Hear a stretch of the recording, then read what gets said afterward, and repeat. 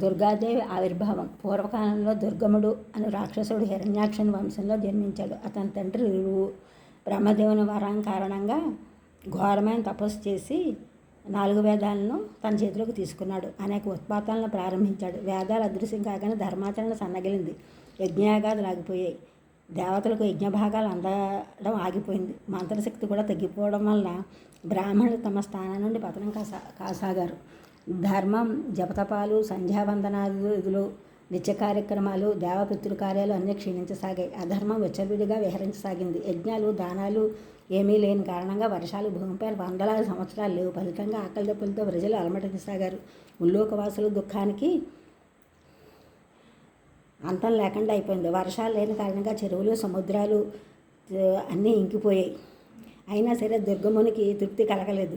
దేవతల నివాసాన్ని ఆక్రమించుకున్నాడు. దేవతలు భయంతో పారిపోయి బాధపడ్డారు. ఎక్కడికి వెళ్ళాలన్నా దుర్గముని అధీనంలో ఉంది. అప్పుడు వారికి జగన్మాత స్ఫురణకు రాగా హిమాలయ పర్వతం మీదకు వెళ్ళారు.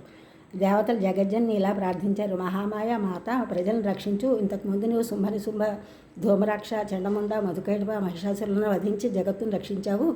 దుర్గముని బారి నుండి మమ్మల్ని కాపాడు అన్నారు. దయాళువైన జగన్మాత తన పిల్లల పిలుపుతో ముల్లోక వాసుల కష్టాలను గ్రహించి కన్నీరు పెట్టుకుంది. ఆ కన్నీళ్ళు బయటికి రావడానికి 2 కళ్ళు సరిపోలేదు. వందలాది కళ్ళు తెచ్చుకుంది. కాబట్టి ఆమెను శతాక్షిగా పిలవసాగారు.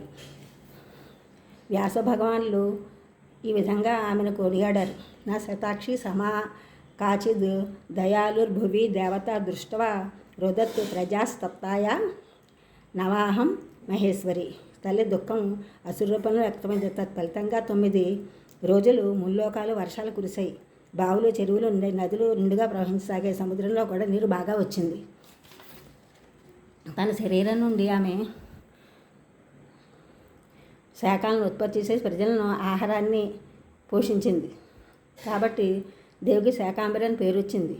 అమ్మవారి అనుగ్రహంతో సమస్త ప్రాణులు తృప్తి చెందారు. అమ్మవారి దర్శన భాగ్యం అందరికీ కలిగింది.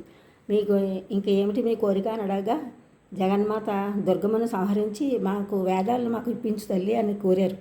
తథాస్తుని జగన్మాత అంతర్ధానం అయింది. ఆ విధంగా దుర్గాదేవి ఆవిర్భావం జరిగింది.